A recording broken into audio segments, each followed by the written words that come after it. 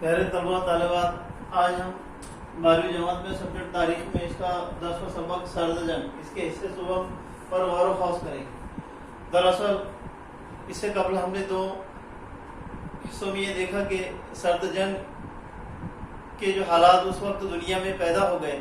اور سرد جنگ کی وجہ سے جو دنیا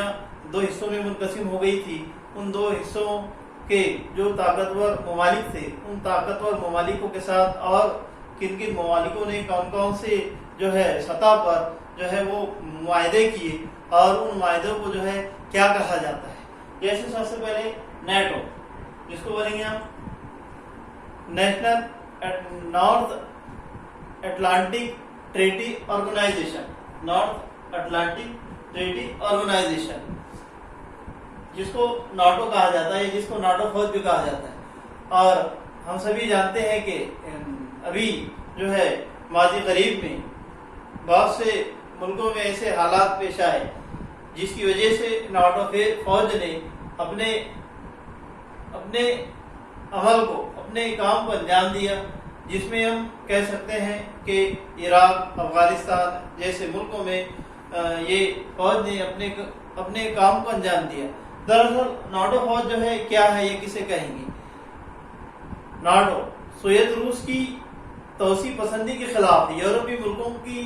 کو فوجی دفاع فراہم کرنے کی غرض سے ناٹو تنظیم قائم ہوئی۔ اب یہ تنظیم ہے اور اس کے باقاعدہ جو ہے اس کی ایک اپنی فوج ہے۔ ناروے، فرانس، اٹلی، ڈنمارک، برطانیہ، امریکہ، ترکستان وغیرہ ممالک اس کے ممبران ہیں۔ ناٹو معاہدے میں شامل اگر کسی ملک پر حملہ ہوا تو اس کی حمایت میں سبھی ممالک اس کی مدد کریں گے۔ جیسے ہم نے آپ کو جو ہے عراق اور افغانستان کی مثال دی کہ ان ملکوں نے ایسی کچھ جو ہے کام کیے جس کی وجہ سے ناٹو فوج نے ان ممالک پر اپنا ایک رد عمل جو ہے وہ ظاہر کیا۔ بہرحال اس کے بعد میں ایزانس یہ 1 ستمبر 1951 کو آسٹریلیا، نیوزی لینڈ اور امریکہ میں ایک معاہدہ ہوا اور اس معاہدے کے تحت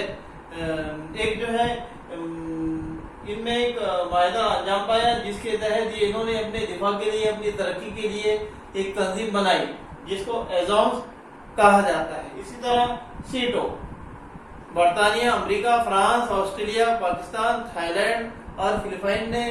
منیلا، فلپائن کی راجدھانی میں جو ہے 8 ستمبر 1954 میں جو ہے ایک تنظیم قائم کی جس کو سیٹو کہا جاتا ہے۔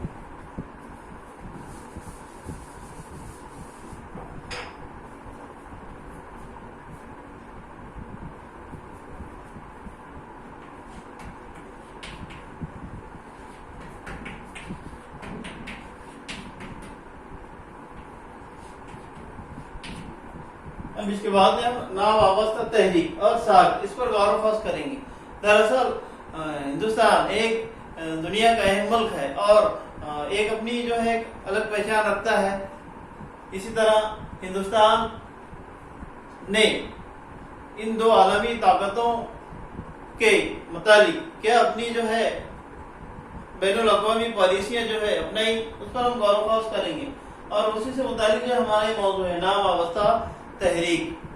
دوسری عالمی جنگ کے بعد بھارت نے سوویت روس اور امریکہ کے گروپ میں شامل نہ ہو کر اپنی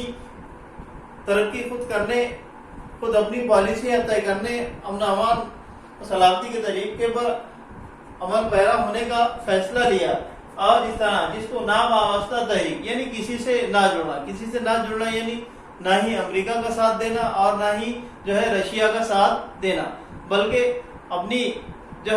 ترقی خود جو ہے اپنے آپ کرنا۔ اس طرح ہماری حکومت نے ایک فیصلہ لیا تھا جس کو ہم ناوابستہ تحریک کہتے ہیں۔ اسی طرح سارک جو ہے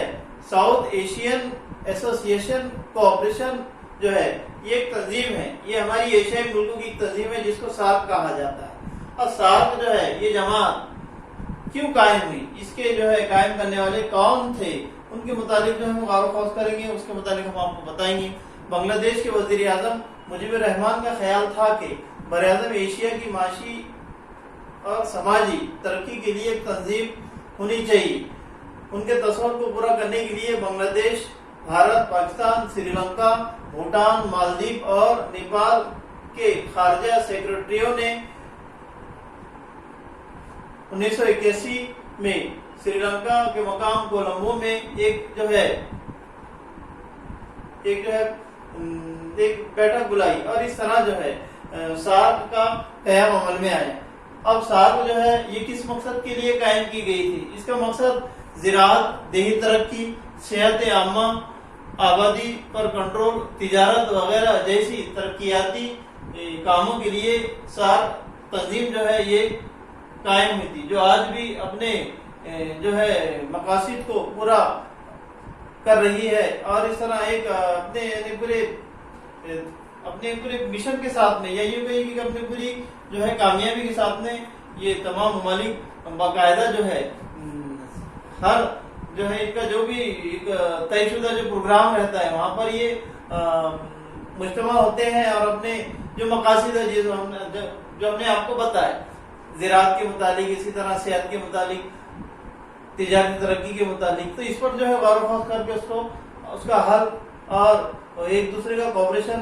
کو لے کر تمام چیزیں اس میں انجام پاتی ہے۔ تو اس طرح ہمارا یہ 10واں سبق سرد جنگ یہی ختم ہوا۔